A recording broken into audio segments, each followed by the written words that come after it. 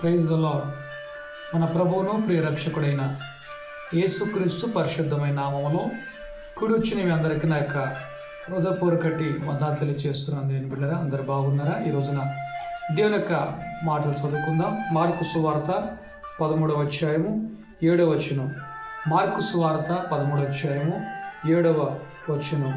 మీరు యుద్ధముల గూర్చియు యుద్ధ సమాచారాల గూర్చియు వినినప్పుడు కలవర పడకుడి.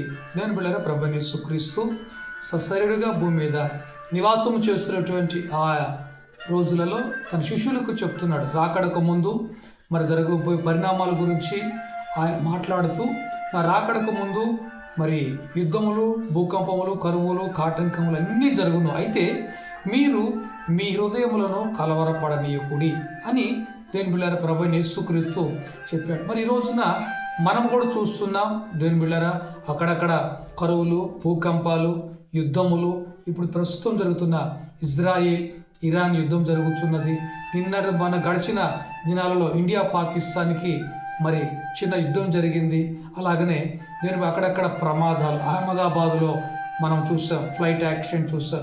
ఇవన్నీ జరుగుతున్నప్పుడు దేని బిళ్ళారా, మనిషి రకరకాలుగా మాట్లాడుకుంటున్నాడు. ఏమోగునో అంత మోగుతుంది, అలా ఇలాని రకరకాల బయట మాట్లాడుతున్నారు.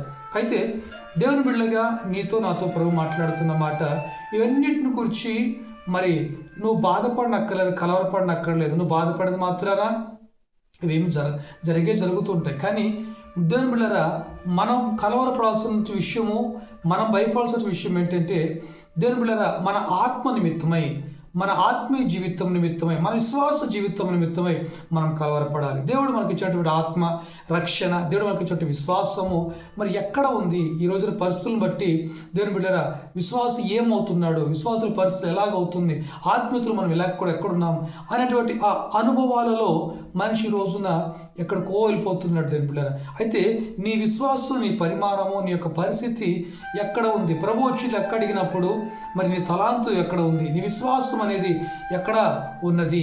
మరి అది నేను దేవునికి ఎలాగ లెక్క రేపు నేను చెప్పుకోవాలి? ప్రభు ఎలా నిలబడినటువంటి ఆ కలవరం నీ ఆత్మకు బైబిల్ చెప్తుంది, ఎవరు ఆత్మకు వారు ఉత్తరవాది అని. మరి నీ ఆత్మకు నువ్వు ఉత్తరవాదివి, నీ రక్షణకు నువ్వు ఉత్తరవాదివి, నీ యొక్క విశ్వాసానికి నీ ఉత్తరవాది ఉంటుండగా మరి దాన్ని ఎలా కాపాడుకుంటున్నాను నేను? ఎలాగ ప్రభుత్వం ముందు ఆ కలవరము, ఆ తృష్ణ, ఆ భయము మనలో ఉండాలి.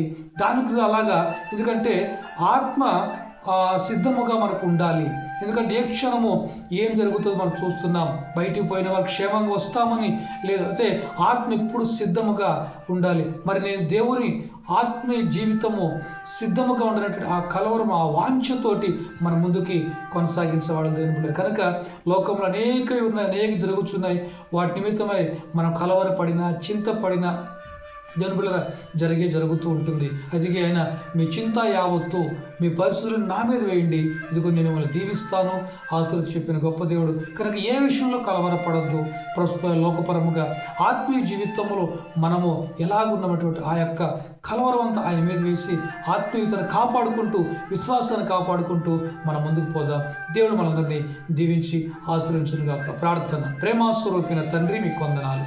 ఇదిగో జరుగుతున్న పరిస్థితులు చూసి మేము కలవరపడక, ఇదిగో నీ యందు విశ్వాసం ఉంచి ప్రభా, మరి మీరు మాకు ఇచ్చిన విశ్వాసం, ప్రార్థన, ఆత్మీయ జీవితం నిమిత్తమై మేము లెక్క చెప్పవలసిన వారమై వాటి నిమిత్తమై కలవరపడాలని మీ సెలవు ఇచ్చిన వాక్కుల కొరకై స్తోత్రాలు. విన్న వాక్యానుసారంగా అందరము జీవించే భాగ్యం దయచేసి మీరు ఆశ్రయించి మేము తెచ్చుకోము. యేసు నామమున అడుగుచున్నాము తండ్రి, ఆమేన్. దేవుడు మిమ్మల్ని దీవించునుగాక. ప్రియమైన దేవుని బిడ్డలారా, మరి ఈ యొక్క యూట్యూబ్ ఛానల్ ద్వారా మీరు చూస్తున్నటువంటి యొక్క వాక్యాలను అనేకులకు మీరు షేర్ చేయండి, వినండి, ఆత్మీయంగా బలపరచండి. మరి ఛానల్ సబ్స్క్రైబ్ చేసుకొని పరిచయం ప్రోత్సహించండి. మీ ప్రార్థన మాకు తెలియచేయండి, మీకోసం ప్రార్థన చేస్తాం.